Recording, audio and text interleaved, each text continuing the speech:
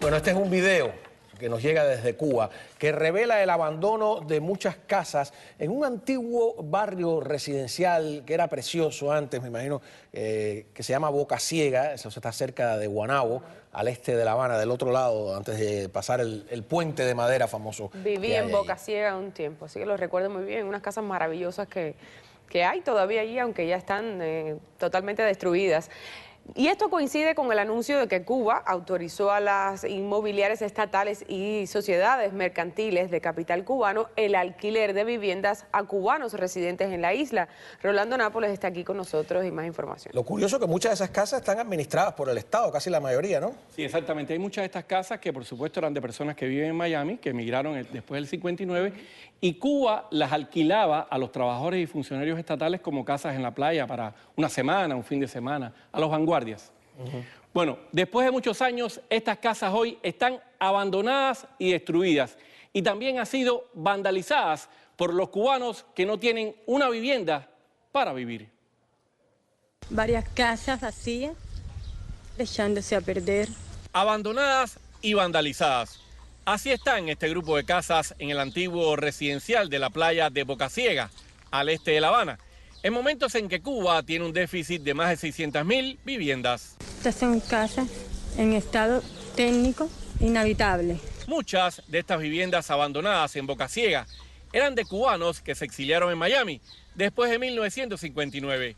El régimen posteriormente las alquilaba para el recreo de funcionarios y trabajadores estatales. Estaban completas y la dejaron ahí y la misma gente la zafaron.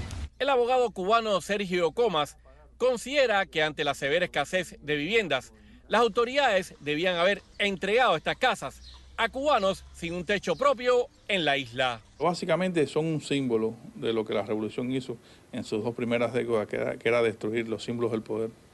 Las casas de las grandes propiedades se llenaron de becarios, se destruyeron, las casas han sido canibaleadas, arrancan los marcos de la puerta, los cristales, las tejas, y realmente es como te vuelvo a decir, un símbolo de la destrucción que ha hecho la revolución. La salida a la luz pública de estas casas abandonadas en Boca Ciega se produce en momentos en que el régimen autorizó a inmobiliarias estatales a alquilar viviendas, locales y almacenes a los cubanos, algo que hasta hoy solo era para firmas y ciudadanos extranjeros. El gobierno está tratando de buscar con estas medidas extremas dinero. Hace falta dinero constante, ya sea dinero nacional o dólares. Y por eso es que se está autorizando que se arrenden todos los locales posibles. Los cubanos pagarán en CUC el alquiler de viviendas, locales y almacenes a las inmobiliarias del régimen. Pero la medida parece cerrar las puertas a los opositores. Las rentas no serán para establecer escuelas internacionales, agencias de prensa, organizaciones sin fines de lucro. Bueno, y por cierto, los cubanos que alquilen estas viviendas y locales a estas inmobiliarias estatales también tendrán que pagar en CUC los servicios de agua, gas, teléfono, alcantarillado y electricidad.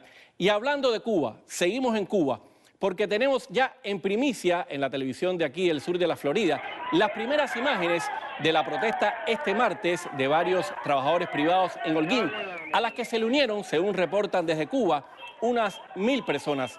Estas imágenes fueron grabadas por integrantes del comité del Cuba Independiente y Democrática, que es una organización opositora en la isla.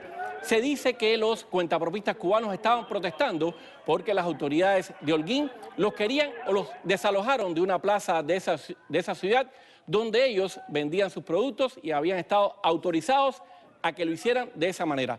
La protesta siguió hasta el gobierno de la provincia de Holguín y ahí hubo una negociación. Se dice también que hay uno de los trabajadores por cuenta propia que estaría detenido, aunque se desconoce su paradero. Ahora sigan con más en América Noticias.